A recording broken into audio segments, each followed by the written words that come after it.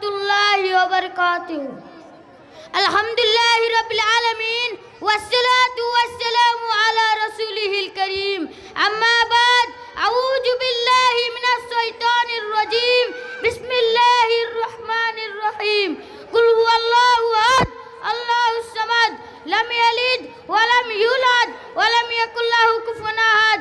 जनाब सदर मुअज़्ज़ज़ असातिज़ा किराम, मोहतरम हज़रात, आज के इस सालाना अंजुमन में जिस उन्वान के तहत मैं गुफ्तगू करना चाहता हूँ वह है जन्नत। हम माँ बाप का कहना मानेंगे, उनको खुश रखेंगे, पढ़ेंगे लिखेंगे, नेक बनेंगे, अच्छा अच्छा काम करेंगे, अब्बा अम्मा दुआ देंगे, उनके दुआ से अल्लाह ताला भी खुश होगा, दुनिया में इज्जत देगा, मरने के बाद जन्नत देगा।